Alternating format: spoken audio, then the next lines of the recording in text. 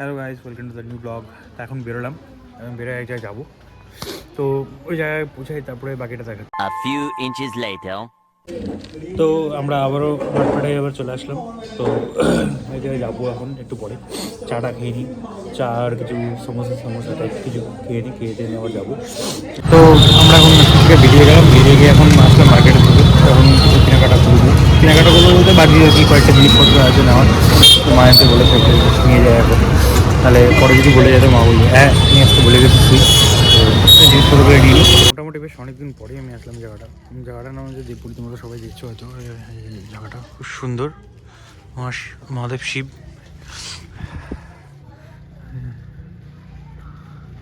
ওম নমঃ শিবায়। খুব সুন্দর জায়গা, একদম শান্ত একটা পরিবেশ, খুব একটা আলাদা একটা এনার্জি এটা কাজ করে, পজিটিভ এনার্জি এটা কাজ করে, এখানে শান্তি। খুব সুন্দর সুন্দর অনুষ্ঠান হয়, এখানে মেলাও হয়, অনেক বড় বড় মেলা হয়। এসেছিলাম একটা মোটামুটি 1-2 বছর আগে এসেছিলাম। शिव कैलाशों के बसी डोलीदारों के राजा शंकर संकट। ও ভাই, পেট্রোলটা শেষ হয়ে গেল, এখন পেট্রোল করতে হবে। যাই এখন পেট্রোলটা ভরে আসি। চল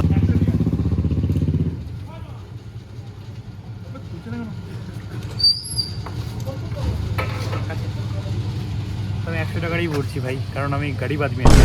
তাকে ফোন করছিলাম ওর বাড়ির সামনে গিয়ে, কিন্তু মালটা বলে কি আমি শিলিগুড়ি মোড়। যাই হোক, মালটার সাথে এখন দেখা হয়ে গেল।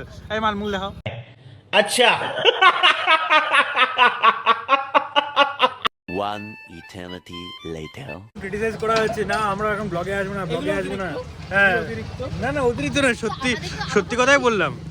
তো বলে কি না ব্লগে আসি না, ব্লগে আসবো না। যখন আমাদের মানে এইটা অতটা ভালো না, তো তাই আসতে চাই না আর কি। যথেষ্ট বাচ্চা তুমি দেখতে।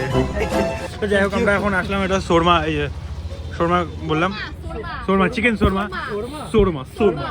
ব্লগার শর্মা উচ্চারণ করতে পারে না। সুরমা দাদা মিও কম দিছো তো?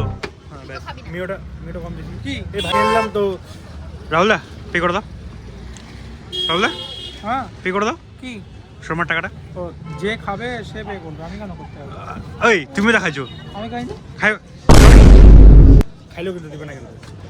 পরে এই জায়গাটাতে এলাম আমরা, এই পুরো নস্টালজিক ফিল হচ্ছে। এই যে রাহুলদার এখানে থাকতো ভাড়া বাড়ি। এই ছোটো রাহুলদা যেহেতু আছে, আগেও দেখাছিলাম।